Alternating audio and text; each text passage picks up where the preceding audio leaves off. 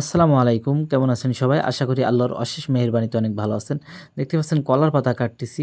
মূলত এই কলার পাতাগুলো আমাদের ওই সাইডে যে পুকুর আছে, ওই পুকুরে মাছের খেতে দেওয়ার জন্য কাটতেছি। অনেকেই বলতে পারেন যে কলার পাতা কি মাছে খায়? এগুলো মূলত গ্লাস কাপে খায়। আর এই গ্লাস কাপগুলো কিছু অঞ্চলে ঘাস কাপ নামেও পরিচিত। তো আলহামদুলিল্লাহ আমরা কিন্তু নিয়মিত এই কলার পাতাগুলো দিয়ে থাকি, যাতে এই কলার পাতা খেয়ে আমাদের মাছের খাদ্য খরচটা কমে যায়। কারণ বর্তমান খাদ্যের যে দাম, তাতে করে যদি কলার পাতা দিয়ে কিছু খাদ্য খরচ কমাতে পারি, তাহলে আমাদের কিন্তু লাভের পরিমাণ অনেক বেশি হবে। তো আপনাদের যাদের পুকুর আছে অবশ্যই আপনাদের পুকুরে কিছু এই গ্লাস কাপ মাছ ছেড়ে দেবেন এবং আপনাদের আশেপাশে থেকে কলার পাতা বিনা পয়সায়, বিনা খরচে কলার পাতা দিয়ে পুকুরে মাছদের খেতে দিতে পারবেন।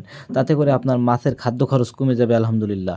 আর আমাদের ঘেরের ভেড়িতে এরকম অগণিত কলার গাছ আছে, সেখান থেকে আমরা ফিরিয়ে এই কলার পাতাগুলো পেয়ে থাকি এবং এগুলো আমাদের মাছদের খেতে দেই।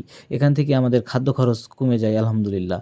তো আমাদের জন্য দোয়া করবেন। আসসালামু আলাইকুম আ রহমতুল্লাহ।